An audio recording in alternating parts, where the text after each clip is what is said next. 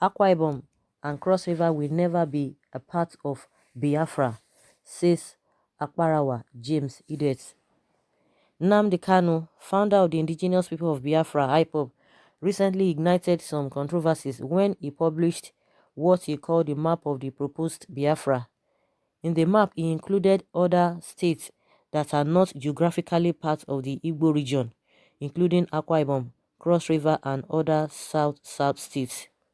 Many people from this region reacted angrily and felt that the decision to publish the map exposed Nnamdi Kanu's intention to lord it over other people and force them into a project illusion that is doomed to fail. According to Akbarawa James Idet of the Ibibio Union, Mboho Mkparawa Ibibio considers it as an affront, an act of extreme provocation, and a stretch to the breaking point of the tolerance limits of the BBO people for one self-serving individuals in the cloak of indigenous people of Biafra, IPOB, to hurriedly put out to the public a map of their dream Republic of Biafra without any modicum of respect to consult our own prided land of heritage of Akwa Ibom State, as well as those of our blood brothers along the Atlantic coast of Bayelsa, Cross River, Delta, and River States, he said in a statement. The union's angry reaction reflects the injustice done to the Biafra minority during the short-lived Biafra Republic. The atrocities were brought to life in a published work by Arwa Uko Omaka, who chronicled the sufferings of the Biafra minorities in a publication titled The Forgotten Victims, Ethnic Minorities in the Nigeria Biafra War 1967 to 1970.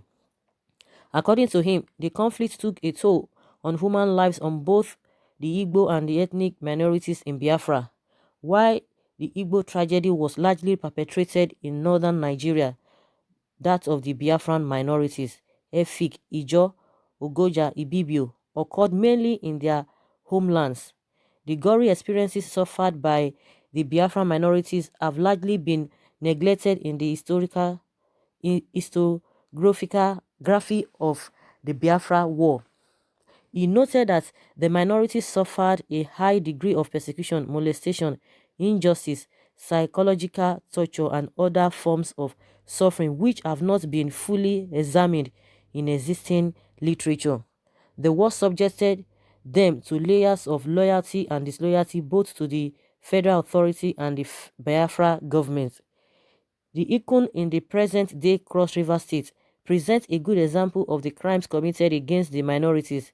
The Ikun clan is in the Biase local government area of Cross River State. The people share a common boundary with the Ohafia and Igbo clan in the present-day Abia State. When the war broke out, Biafra stationed some of its troops in the Cross River region, including Ikun. According to a female survivor victim of the Biafran occupation, the Ikun initially supported Biafra and had friendly relations with the soldiers, who were also accommodating. As time went on, tensions emerged. Some Ikun men were suspected of collaborating with Nigerian soldiers. This led to arrests, looting, rapes, and other atrocities in Ikun land. William Norris of the London Times, who visited Biafra, also reported an eyewitness account in which some men of Ibibio ethnic origin were beaten to death at Umahia on April 2nd, 1968. These Ibibios, who included old men and young men, were apparently suspected of collaborating with advancing Nigerian troops.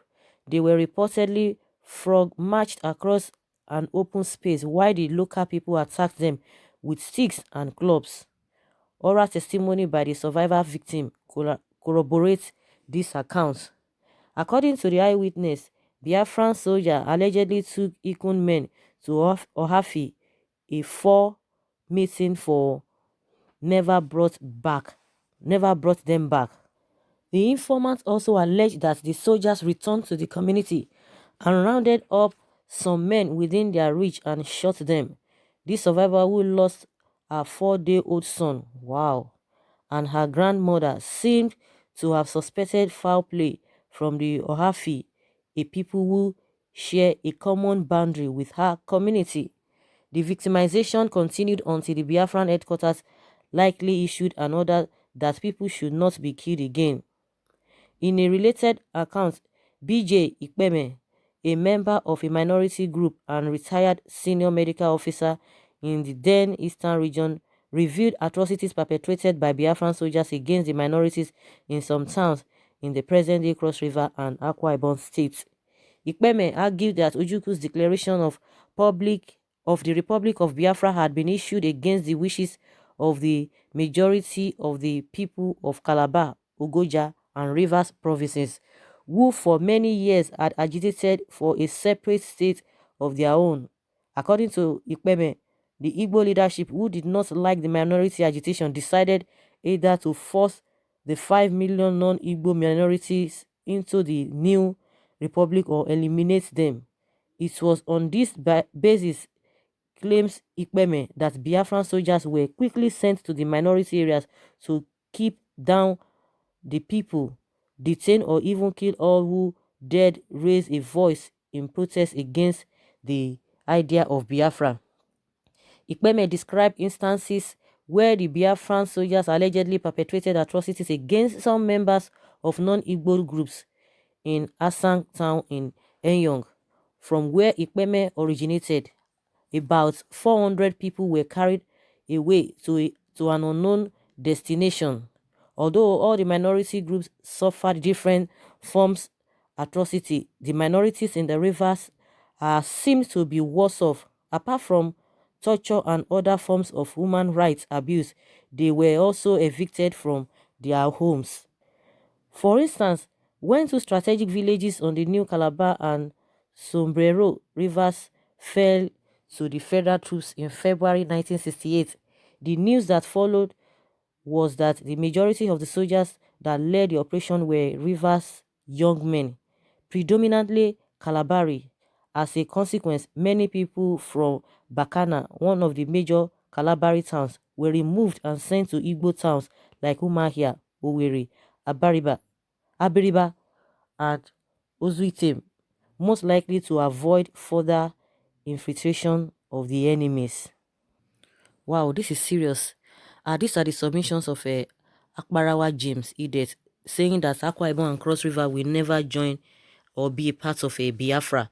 One thing I just know is that there is a division everywhere.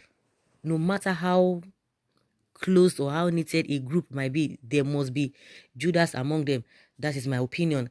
And one thing again, there was a time, it was going viral. There was a guy I saw on, on social media. He was talking about this issue of Akwa Ibom, Cross River too, the same thing, that there is a representative of all of those people that, they are talking about, what is it called? They want to join Biafra.